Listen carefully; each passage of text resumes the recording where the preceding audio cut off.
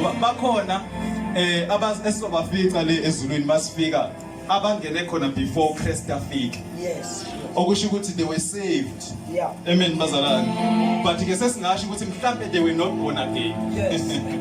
Amen. The reason why ngisho njalo ukuba saved ke bazalwane kulula ukusibekelwa igazi lika Christ.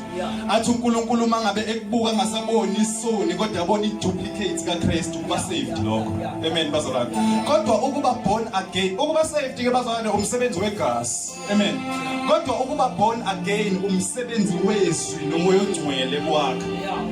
Amen. Hallelujah. Ilento ke sizoyenza namhlanje. Amen bazalwane. So ngiyamthanda kakhulu nje bazalwane uNkulunkulu ngisindisiwe.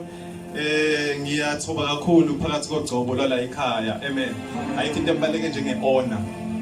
Amen bazalwane. You need to honor nezinto eziningi.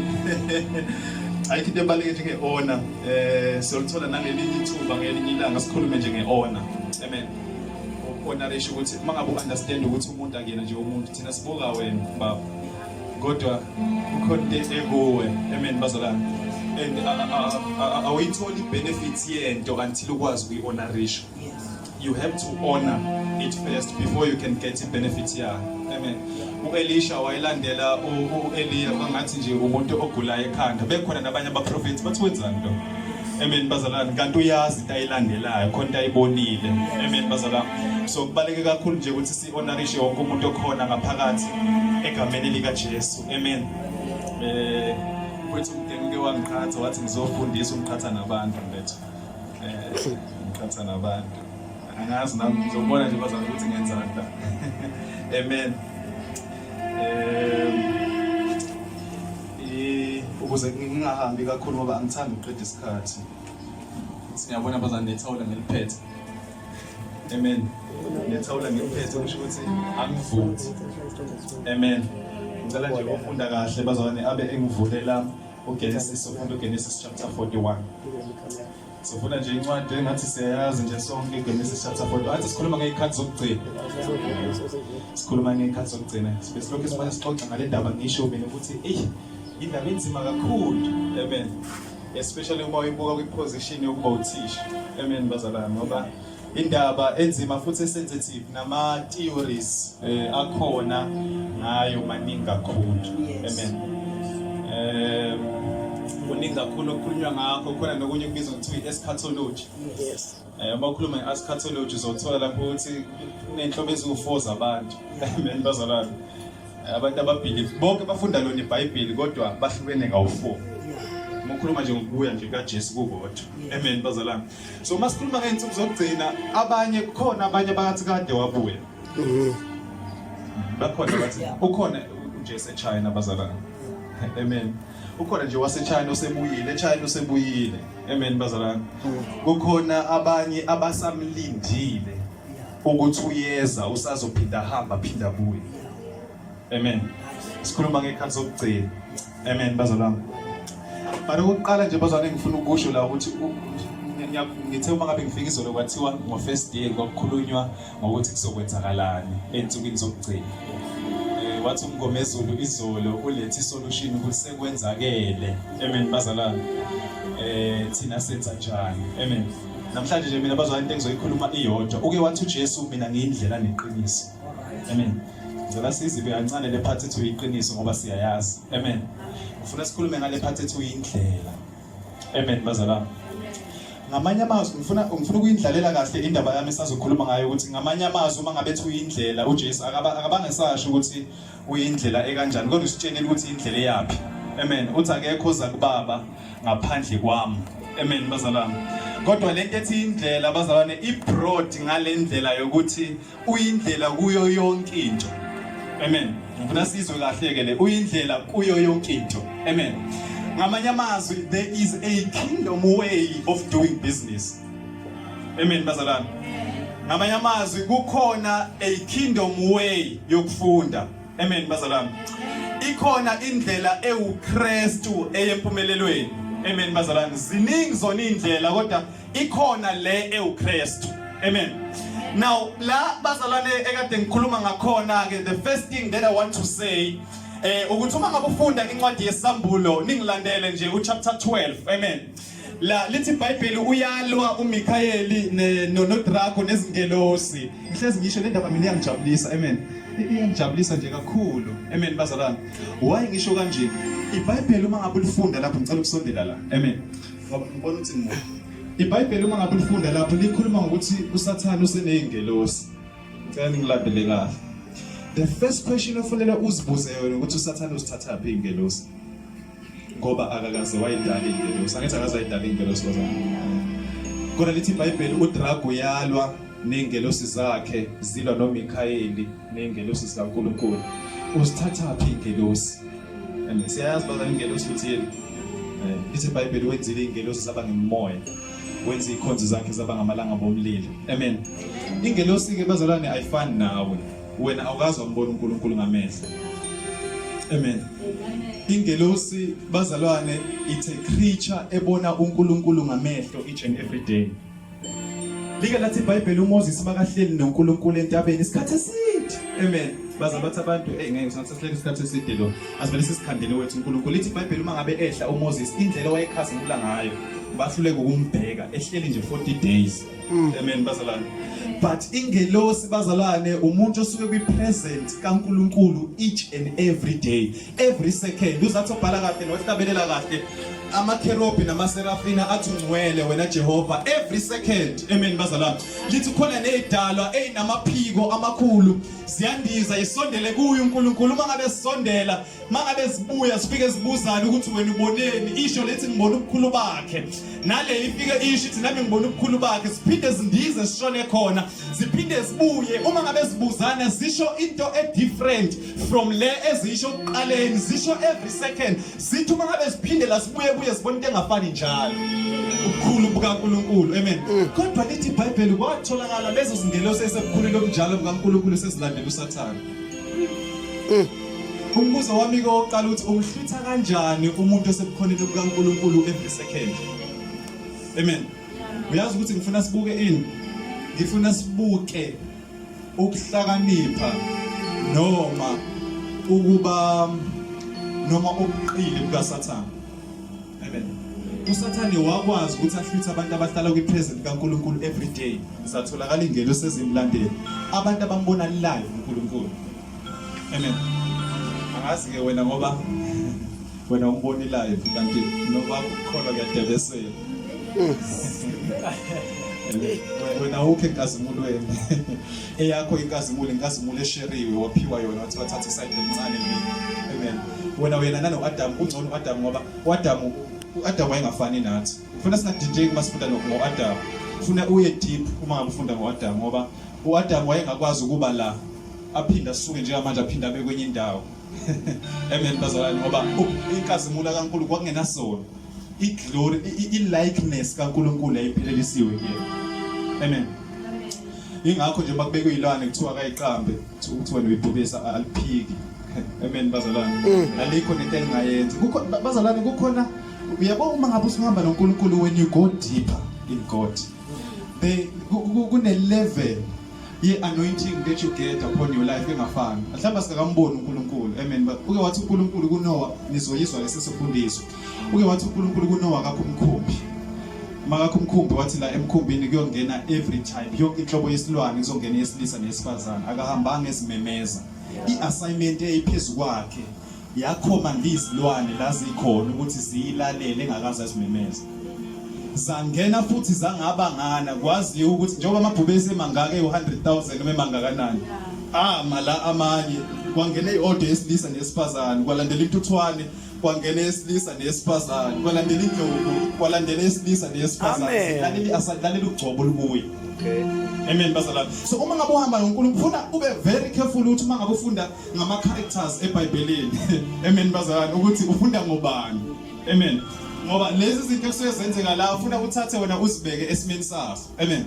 But la kuyakhona kila ukuthi uma ngabe uSathane sehluthile siyathola ukuthi uSathane yakwazi nje umhlutha umuntu okhona sithola ukuthi uSathane yakwazi uku-access ipresence kaNkulunkulu. Angithi wafika na kuJob wayakhona in the presence of God. uNkulunkulu waqala wabhosta ngoJob wathi uyibonile inciki yami. Kusho yena uNkulunkulu engakasho lutho uSathane uthi umqaphelile uproud ngaye. Amen. Yeah. Now la ngiyakhona ukuthi lezi zingelosi ezagcina ezasuka kuNkulunkulu zamlandela uSathane ingenxa yokuthi kunento ethize ezasitshelwe yona. Amen. Intshumayelo yami ke namhlanje lapho. Amen. Lezi zingelosi kune-information ethize ezayireceive eyenza ukuthi noma ubukhulu bukaNkulunkulu bebona nenkazimulo yakhe kodwa bembona engcono uSathane kunoNkulunkulu. Amen. Do you know ukuthi uAdam asemekeni uAdam? Do you know ukuthi uEva samkhumbula uEva ekhuluma nenyoka? uEva inkulumo yakho nenyoka yathatha less than 5 minutes kodwa yabhubhisa umhlaba wonke up until today. Ngenxa yokuthi kune-information owayizwa elithi iBhayibheli uma ngabe seyizwile waseyawubuka umuthi. Remember ukuthi lo muthi wawuhlezi ukhona. Kodwa lithi esezwe le information wathi uma ngabe sewubuka this time wawubona usufanelekile ukudliwa. Inkulumo yathatha nje just less than 5 minutes bazalwane yabhubhisa umhlaba wonke lize lithi iBhayibheli konke do you know ukuthi bazalwane lento ibaleka ngokuthi uyazi ukuthi awudinge ukuthi one ukuze ube isoni. Awube isoni ngalesikhathi wonile uba isoni ngalesikhathi wazalwa nje ngoba konke okuzaliwe kuphuma kuAdam. Amen. Wazalwa nje usenkingeni ingakho noma ungazalwa unjani lithi iBhayibheli everybody wonke umuntu ufanele abe born again. Akekho umuntu one excuse ngoba sonke uma ngabe sizalwa sikulevel eyodwa. Amen bazalwane. Kunabanye abazali yabona abazali uthola ukuthi uzelo kodwa nobulili obu2. Athi yena uzelwe kanjalo. Uzelwe njalo so fanele enze njani. Amen bazalwane. Akunankingi noma ungazalwa unjani lithi iBhayibheli uzalana ngabusha. Amen bazalwane. Now into engifuna ukuyisho ke yile singakafundisi ukuthi ayikho into eyingozi nento ebaleke njenge-information. Amen. Lento iyona nje manje njengoba uhleli lapha esitulweni uyilento izwile nalento oyibonile. That's all you have. Amen. Uyazi Pastor Mgenge kunabantu uyazi ukuthi kunabantu abagcine beya kuma solutions athize uma ngabe bebhekene nezimo uyazi ukuthi indaba kunomuntu nje wavela wafika washo statement esisimple wavela wathi uNkulunkulu uyaphuza ukuphendula. Information nje uNkulunkulu uyaphuza ukuphendula amagama u3 njalo uma ngabe bethandaza basesenayo patience kufanele begcina bathola bekwamanye ama solutions ba receive information ethize ayiyona iqiniso le information kodwa ngenxa ukuthi bayireceive. Amen. Abanye nje kwakhuluma umuntu oyedwa nje wathi manje ngokucabanga ukuthi ubuke nje nawe futhi nawe uthi uyabuka ubone uthi no right lo muntu mubuka nje nginje uyababona nje nabantu bakini manje wena ucabanga ukuthi uzophelela lapho wa receive leyo information yafi impilo yakhe yonke. Hey usiyazi. Amen. Omunye wathi mawucabanga kahle wena ukhona nje umuntu ophila kahle ekhanda ongavele engenzanga lutho vele ezofela abantu abenzuthu awuyicabangisise kahle wa receive leyo information insindiso kube namhlanje akafundisha ukuyizwa. Power of information. Yeah. Uyazi ukuthi ngishiso yini lento le sengiyafundisa kunama levels o3 e-deliverance makhulunywa nje nge-deliverance ngiyazi sijwayele yodwa thina i-level iBhayibheli uJesu ke wakhuluma ngomuntu uma ngabe namademon enemoya la ngaphakathi kuye. uJesu wakhuluma ngokuthi uma ngabe lo muntu ekhulekela uyaphuma lo moya esale clean ngithi lo muntu siyasazi scripture bazalana esale clean lithi iBhayibheli uyahamba umoya. Uma ngabe uhamba umoya uyabuya uzocheck ukuthi waze washanelwa kwa clean. Uma ngabe uthola ukuthi akunalutho la ngaphakathi uyahamba futhi bese lande eminye imingalo bazalana umoya isikhombisa bese uyabuya usunamandla kakhulu. Lapho uJesu usifundisa abazalwane about ama dimensions of deliverance. Ngizongizwa ukuthi ngiyaphi nalento engishoyo information. uJesu ukhuluma ukuthi the first level ye deliverance uma ngabe nje umuntu ezoba delivered the first level ukuthi kukhishwe lo moya la kuwe. Kodwa uyasivezela futhi ukuthi kuyenzeka umoya ukhishwe kodwa uphinde umbuse futhi. So ke umuntu uma ngabe kukhishwa umoya nje uright nje uzoba right okwesikhashana kodwa nizophinde nimbone futhi sekubuyela. Amen bazalwane. I-level yokuqala ke leyo ye-deliverance. Amen bazalwane. Ile esijwayele ke ingakho kuyingozi ngoba umuntu uma ngabe uzomthandazela kuphela iphume lento la kuyo. Bazalwane makhuluma ngomoya angifuni futhi sicabanga ukuthi umuntu uzohayiza cha. umuntu uyaba nje nomoya obuvila nimthandazele angahayisi umoya obuvila. Amen. Umuntu uyaba nomoya wempakamo angahayisi nje. Ungabonakali nje ahlale nje ningamboni abanje nomoya wempakamo. So makukhuluma ngomoya ngifuna sicabange nje ukuthi idemon bazane yiyo yonke into ekwenzisa lento uNkulunkulu angayifuni. Amen. Indlela nje elule ukuyibeka. Amen. Yes. So uma ngabe ngikhuluma ngomoya ungacabanga ukuthi ngikhuluma abantu abahayizayo.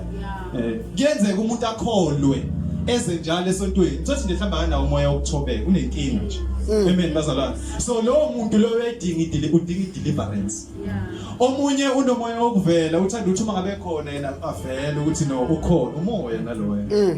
Amen bazalwane. Omunye uthanda ukuthi uma ngabe la ofuna ukuthi kube khona istyle ethize ashumayela ngaso. Istyle ke bazalwane asinankinga ngifuna ukusho lokho ngoba kukhona abantu abangazwakali ngokuthi istyle abanaso. Amen. Kodwa uma ngabe sesiphambili modern umoya ongcwele sekumoya loyo. Amen bazalwane. So umoya is anything. So the first level yokuthi umuntu abe delivered ukuthi khishwe lo moya la kuye. Amen. Most of the time lokho kwenzeka through prayer. Amen. Umuntu mangabe nemthandazela umoya uyaphuma. Amen bazalwane. Kodwa iBhayibheli lisivezela ukuthi lo moya uyakwazi uphinda ubuye uzochecka. Noma ngabe ubuya ufunde kahle iBhayibheli lithi uthi uJesu uthi lo moya ake ngiyochecka umuzi wami. Amen bazalwane. Usawubiza ngomuzi wakhe kodwa usukhishiwe. Amen. Uma ngabe usubuya uyabuka ukuthi hey kwaze kwa clean kwaze kwakuhle futhi useya attenda nasesontweni. Uma ngabe seya attenda ubona yazi ku clean kodwa ku empty ngoba kuyinkinga ukuba clean kubalekile kodwa uma kuzoba clean kube empty is a problem. Ngoba lo moya uma ngabe usubuya uzobuya neminye imoya esikhombisa. Amen bazalwane. Angithi ku empty la ngaphakathi. Lithi iBhayibheli uvela ube namandla kakhulu. Uyabona ngase namandla kakhulu yazi kwenzeka kanjani? Yazi kwenzakalani? Lithi iBhayibheli kwakukhona indoda eyayibanjwe amademoni iziboshwe nangamaketani ethe iqabula amaketani isigandaya yona ngamatshe. Imoya isimningi la ngakuyo. Amen bazalwane. Uyabona uma ngabe kuseka kanjalo ke bazalwane lapho you need higher power to deliver the person. Uyazi kwenzakalani? The second level or dimension of deliverance is delivered through the word. Remember khuluma nge-information. Uyazi ukuthi khona abantu abangadinga ukuthandazela kudingeka ukuthi banikezwe information right. That's not it.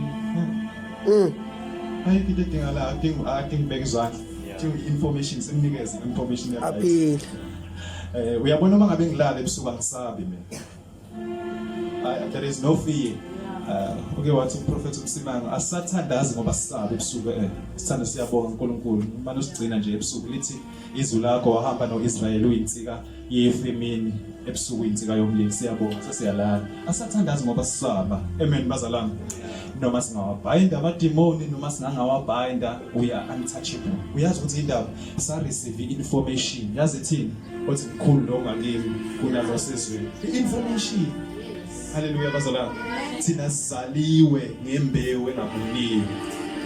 So asahambi ngokusaba. Lithi iBhayibheli ngokokuzela uKristu kuyanqoba izwi. Sathola nje information bazalwane. Amen bazalwane. So kunabantu abanemoya ethize okufanele ikhishwe le moya. Kodwa uma ngabe usukhishiwe umoya kufanele umuntu bese yagcwaliswa ngezwi.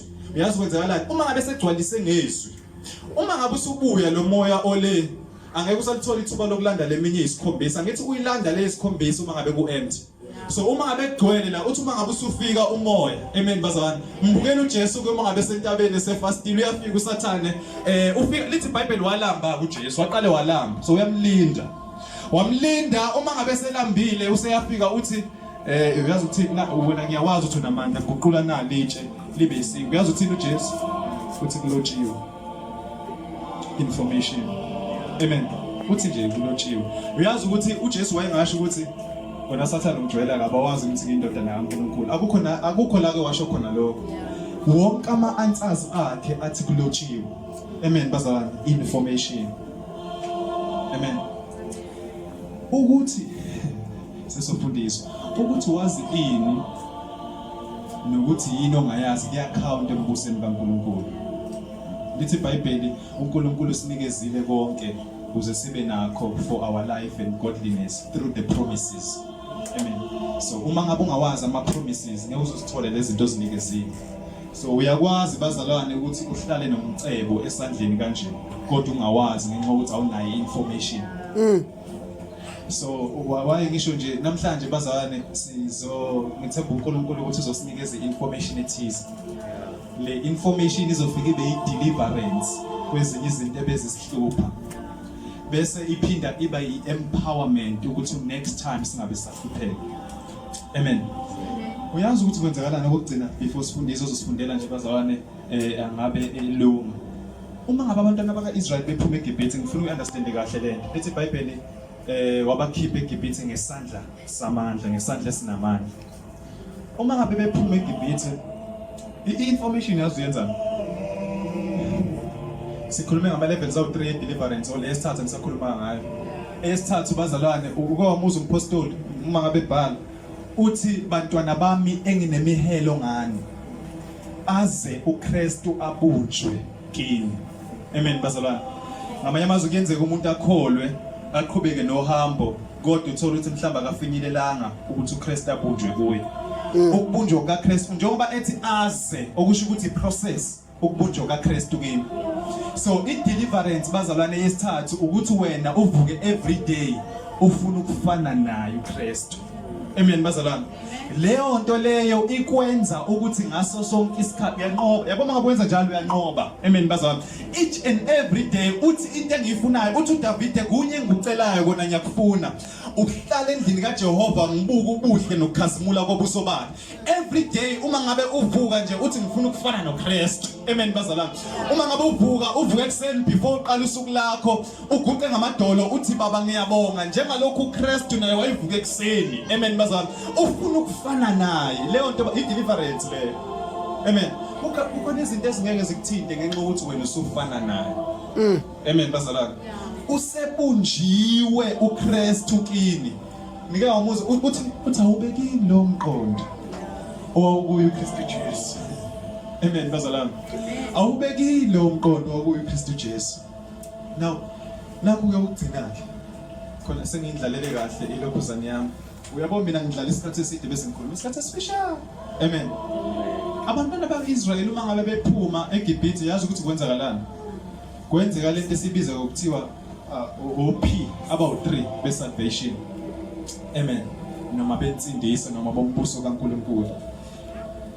Uma ngabe iBhayibheli lithi bamnqobile ngegazi lewundlu nangezwi lobufakazi.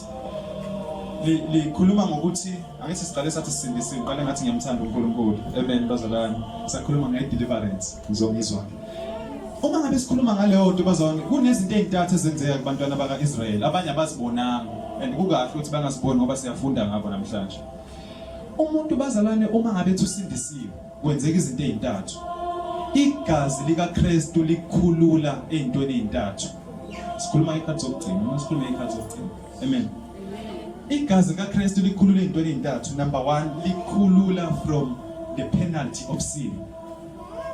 Inkokhelo yesono. Lithi iBhayibheli lithi inkokhelo yesono yini? Ukufa. Amen. So the first thing eyenzakalayo nje umuntu mangabe esindiswa ukhululwa enkokhelweni yesono. Amen bazalwane. Kwi-penalty of sin.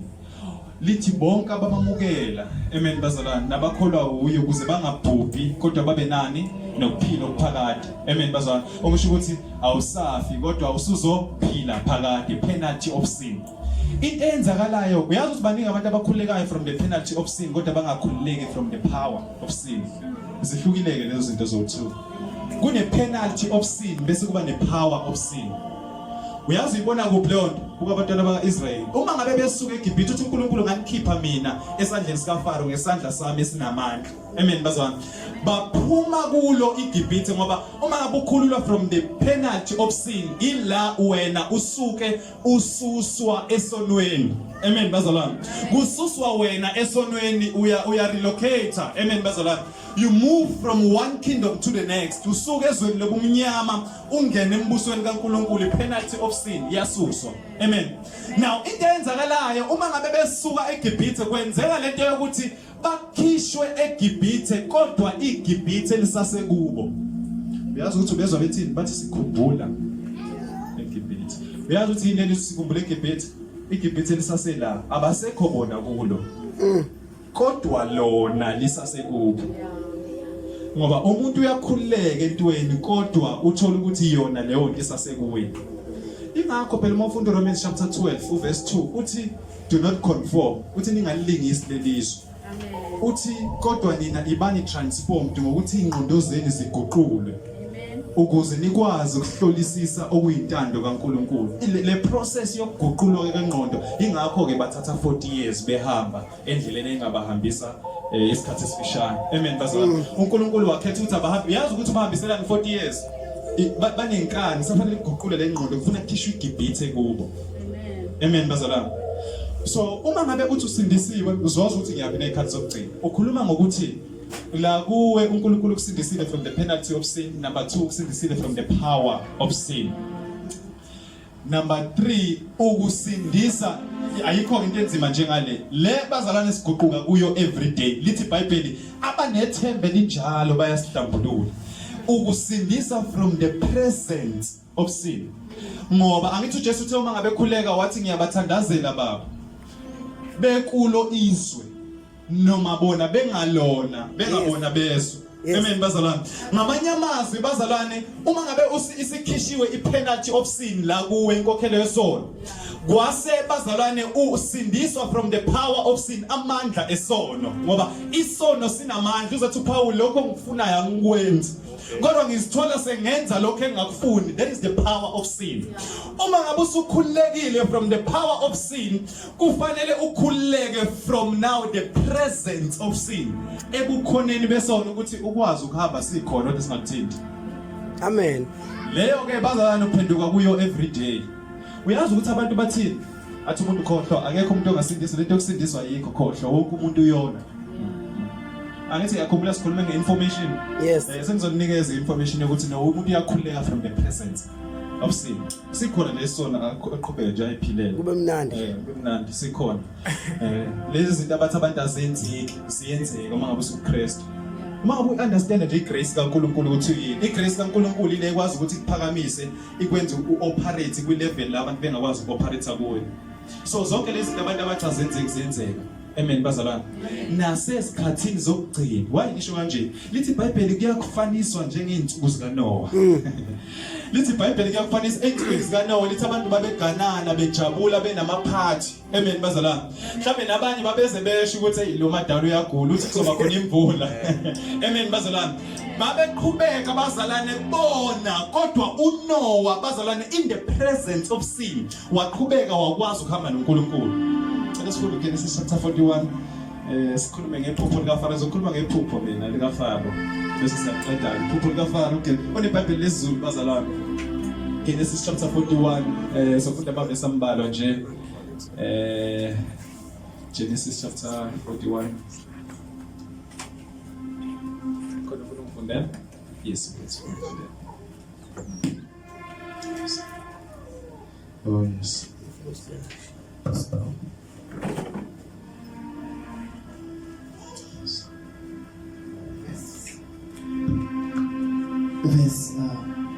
Verse 1. Yes, verse 1.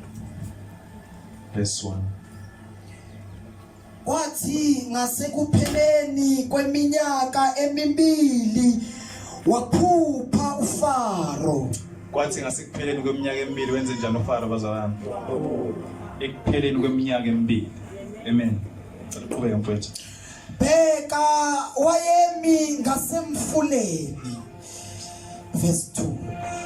Bheka kwakhuphuka emfuleni izithole ezisikhombisa ezibukeka kahle. Zikhuluphele zadla emhlangeni. Verse 3. Nazo ezinye izithole ezisikhombisa zenyuka emfuleni emva kwazo. Zibukeka kabi, zondile, zema kwezinye izithole ogwini lomfula. Izithole ezibukeka kabi ezondileyo zadla izithole ezibukeka kahle ezikhulupheleyo. Verse 4. Izithole ezibukeka kabi ezondileyo zadla izithole ezibukeka kahle ezikhulupheleyo. Let's say verse 8. Verse 8. Wathi ekuseni umoya wakhe wakhathazeka, wathuma wabiza izanusi zonke zaseGibhithe nezihlakaniphi zonke zalo. uFaro wazilandisa iphupho lakhe. Yabonga mfowethu, thank you so much. Amen. Thank you. Thank you, Jesus. Thank you, Jesus.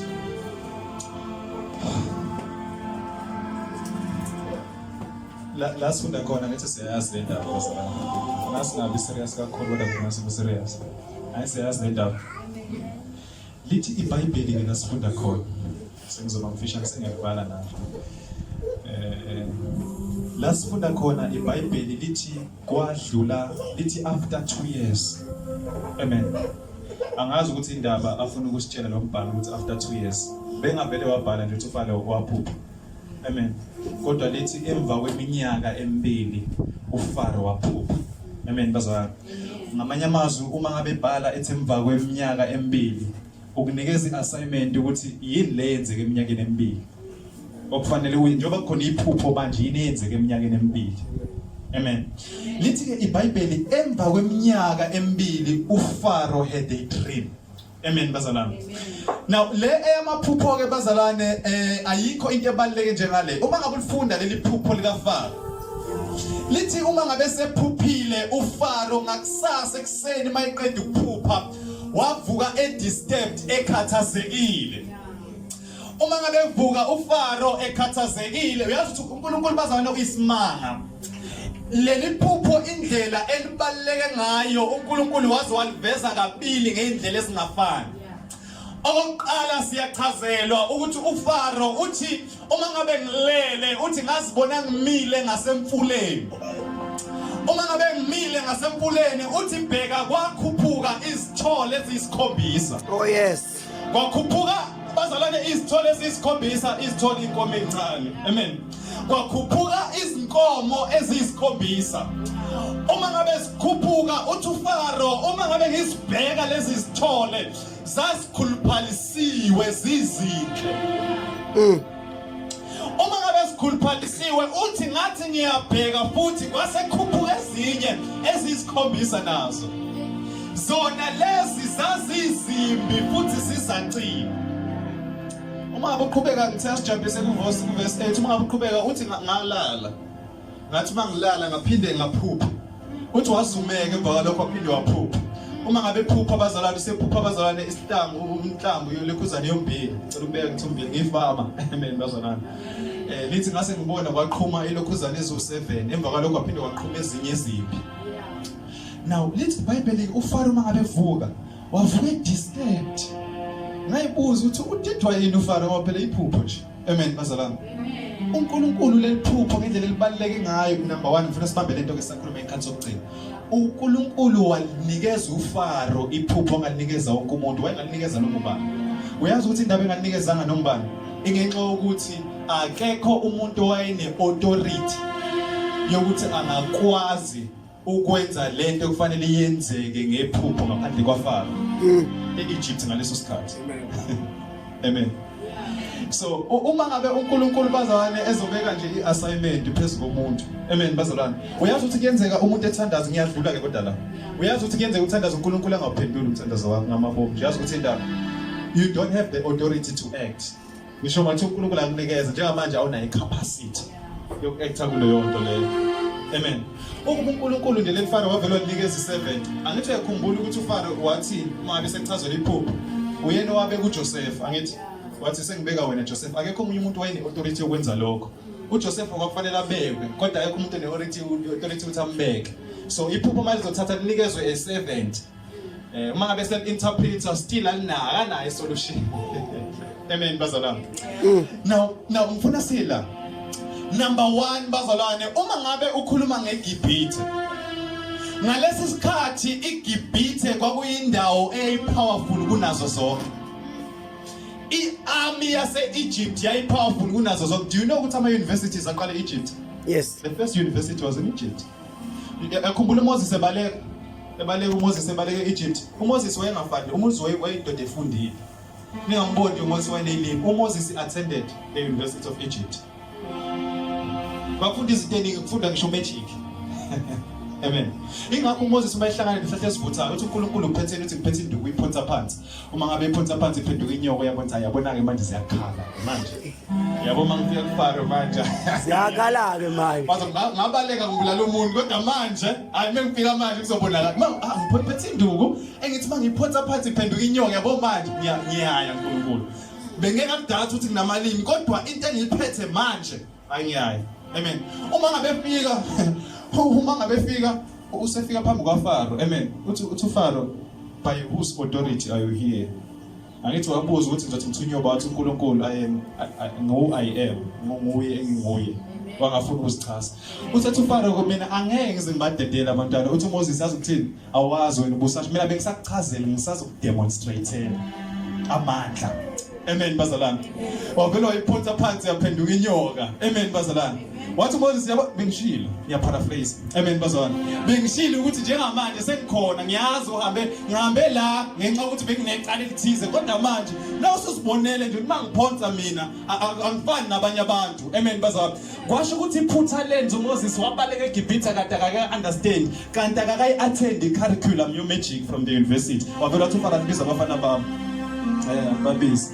Uma ngabe babiza yazikwenzakalani bafene bayiphonsa nabo zaphenduka inyoka nalabo abanye abangakhonzi uNkulunkulu abakhonza izithixo zaphenduka bakhonza izithixo nazo zaphenduka inyoka. eMoses wabona yabe ngithi ziyakhala manje kodwa ngisenkingeni njengamanje nalapho sikhona isifundo.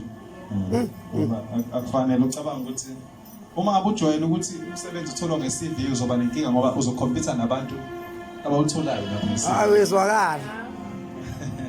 Hey bawuthole futhi. Bawuthole futhi.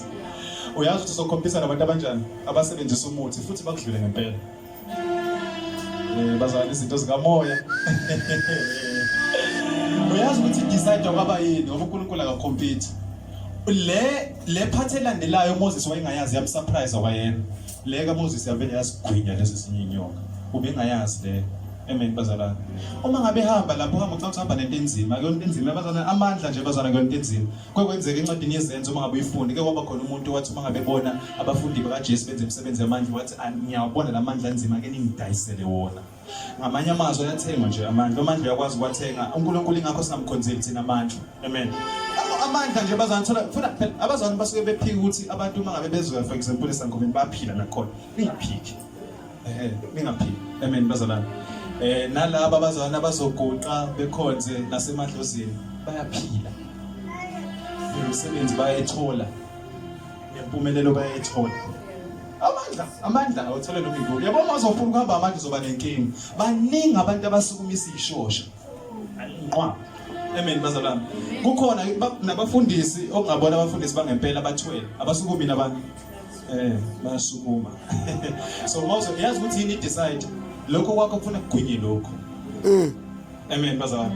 Uma ngabe kungakagwinyi usadlala kwi-level ye-competition, usacompete wena nabanye abantu. Amen bazalwane. Kodwa isimanga esivela kuNkulunkulu ngiyadlula la yilesa sokuthi kufanele kwenzeke into impossible. Yazibona kanjani ukuthi uNkulunkulu la sekwenza uNkulunkulu yazibona ngani? Kufanele uthi uma ngabe ubona ama results engaphikeki ama results kodwa futhi engachazeki. You can see the outcome, but you can't explain the formula. Kusuke sekwenza amandla kaNkulunkulu. Mina ngenza iscience ke bazalwane. Amen. Ayikho scientist namanje likwazi ukuchaza ukuthi uMaria wakhulelwa kanjani ngaphandle kwendoda. That is the power of God. The results are undeniable ngeke uzowaphika, but the formula cannot be explained. Amen. Asazi ezulwini sithola nokuthi khona ochef bake bapheka le chef bapheka imana. Asazi kanjani kodwa the results are here. Yaqhamuka. Bapheka imana bayini. Igama elithi imana lisho ukuthi angiyazi lento. Yini yona le? Igama elithi yini le? Uke wayitadisha imana, ubake wayitadisha imana. Ukhulu utadisha nje imana yona yonke. Imana ke kwakuyisimanga esithima. Yabo imana uma uyidla Number 1 yayiphethe yonke imisoco edingwa umzimba in correct balance. Ngendlela yabo nje ukudla apple, i-orange, uthola vitamin C nani. Wena mele udle lokhu nalokhu kuyimana kwakuphelele konke in perfect balance. Number 2, imana kwakuya ngawe ukuthi wena une desire yani. Uma ngabe sidla imana sobabili umpostoli, wena uhalele yogurt, imana yayitesta njenge yogurt kuwena. Mina uma uthi ngaleli rice yayitesta njenge imana eyodwa. Isimanga sikaNkulunkulu. Amen. Bengidlula nje ukuthi uma sacompete ku level of competition kufanele ufike kwi-position la lento ohamba nayo fanele isigwinye lezi ezinye izinto. Futhi ingabuzwa lento yakho kubonakala ukuthi awekho amanye amandla ngaphezulu kunalawa. Zize zathi izanusi kusho izanusi laba ababiziwe bezophonsa induku sithi ngempela kunomuntu ekaJehova la. Sekusho bona. Amen bazalwane. Now ngithe ngiyadlula la. Now uma besifunda ngoFaro ngoba sengizodlala phansi manje. Lithi iBhayibheli ke uFaro waphupha. Uma ngabe phupha uFaro uyazi ukuthi yini emenza ukuthi avuka akhathazeke. Lithi iBhayibheli ke bazalwane uFaro bazalwane uma ngabe phupha number 1 iEgypt ngitheba kwindawo epowerful nayo yonke. Ngaleso sikhathi kwabo iEgypt yayiphethe abantu abafundile kunabo bonke.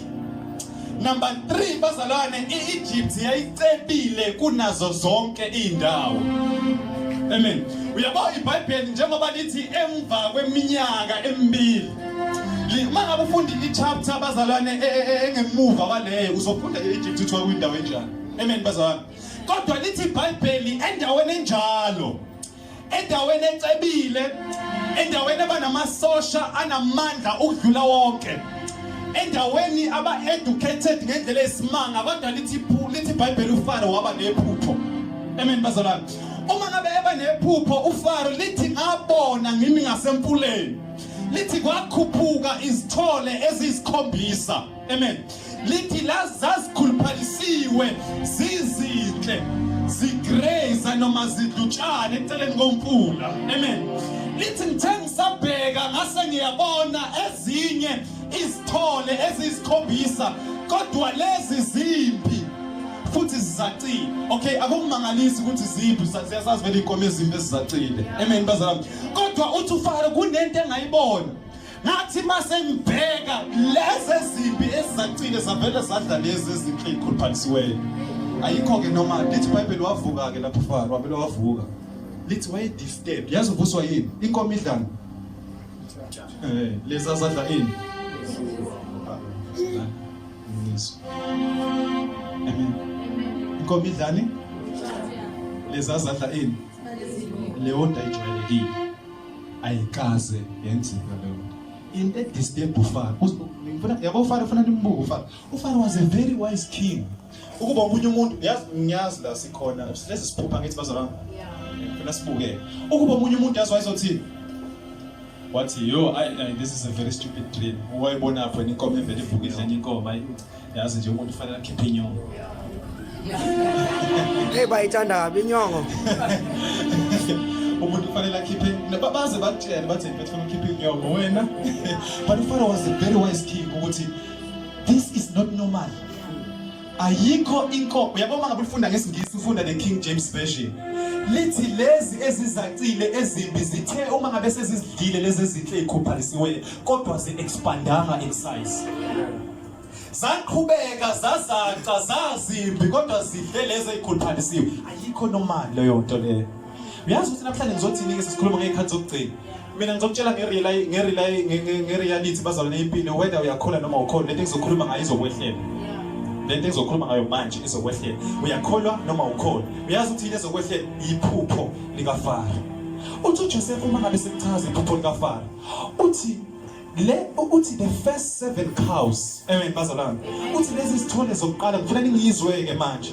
Lithi lezi inkomo zokuqala eziwu7 uthi iminyaka leyo ezisikhombisa erepresenta the time of abundance. Isikhathi senala. Amen bazalwane. Uthi lezi ezizaciwe ezidla lezi uthi iminyaka ewu7 erepresent isikhathi sendlala. Uthi uJoseph uma ngabe echaza leli phupho uthi lezi leminyaka ewu7 esikhathi sendlala uthi izogwinya leminyaka yesikhathi senala kuba kuzoba kwangathi ayikaze yaba khona inala. uma ngabe igwinya kuyenzeka indlala ifike kubantu kodwa kukhumbuleke ukuthi yasake saba nayo into ethize. Kodwa uJosefa ukuthi le ndlala ezayo yona uma ngabe ifika izogwinya isikhathi senala ngoba ngathi asikaze sibe khona. Oh yes.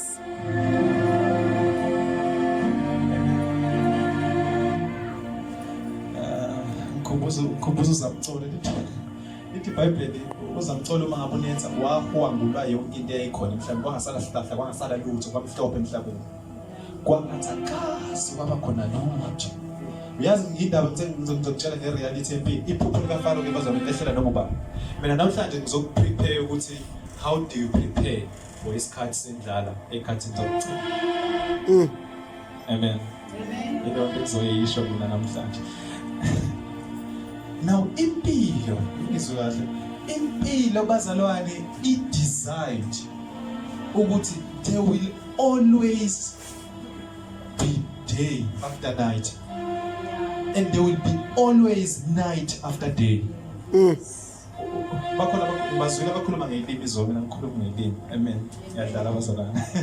Amen. Uyazi ukuthi noma ngakhuluma ngelimi akekho umuntu osane power enough ukuthi akwazi ukuyiguqula leyo formula leyo. There will always be night after day. There will always be day after night. Njalo emva kwemini kuyofika ubusuku. Njalo emva kobusuku imini yeza. Iphele imini kuvela ubusuku. Buphele obusuku kuvela imini. It is a formula of life. Uke wathi obhala kahle umshumayeli mawufunda incwadi kaMshumayeli wathi andazi yini ukuthi lempi akuyona yabanamandla kakhulu. Ngamanye amazwi uma ngabe kuzoyiwa empini akudingeka abanamandla. Wathi andazi ukuthi nomgijimo awukuwona abanespeed. Wathi andazi ukuthi ukudla akufikeli abangcono nabafundile. Wayesethi but the opportunity and the chance will come to everyone. It's a formula of life. Noma ungakholwa noma ungangakholwa ubumnyama buyeza kuwe after a day. Kodwa nemini futhi yeza after a night. Amen. Ngiyakuphika indaba yami la. Uma ngabe usasekulezi yabo lo ngicela sikhohle u7 ngoba thina sasebenza ngo7 ngabe u7 kaFaro. Amen. 7 years kaFaro. Okubalekile ngifuna sazi ukuthi khona isikhathi sendlala khona nesikhathi senala. Uyazi ukuthi kwenzakalani? Into eyenzakalayo ngenxa yokuthi impilo i-designed ukuthi there will always be day after night. There will always be night after day. Okusho ukuthi amandla nokuhlakanipha kwempilo akukona ukuthi ubumnyama bungafiki kuwe. Akukona ukuthi indlala ingafiki kuwe. Kodwa ukwazi ukuphila esikhathini sendlala. Kodwa uphile ngathi sesikhathini senala. Nayezwa bazwana into engishilo. I-ability to live in the times of indlala kodwa wena kuwe kube ngathi isikhathi senala. Angithi solution ya Joseph yasho njalo. Wathi Joseph asiqala isilime njengamanje. Ngikhuluma kahle kwami ngomlimi. Amen. Wathi Joseph asiqala isilime njengamanje. Njalo uma ngabe sivuna asithatha 20% weyonke into esivunayo bese siyawustorisha. Amen. Uma ngabe ustorisha lithi iBhayibheli yasiyafika indlala. Uma ngabe sifika indlala wathi ake nivule ama storages. eGibhithe ngaphakathi lithi indlala mangabe ifika iphupho lafika kuFaro engaphakathi eGibhithe umhlaba ngaphandle wangazi ukuthi kunephupho umhlaba ngaphandle kwaseGibhithe wongazi ukuthi kunendlala ezayo kodwa yafika nakubo bengazi amen bazalwane ngoba ubusuku kufikela noma ubani uyakholwa noma ukholwa ubusuku buzokufikela uyazi noma awazi ubusuku buzokufikela amen bazalwane isikhathi sendlala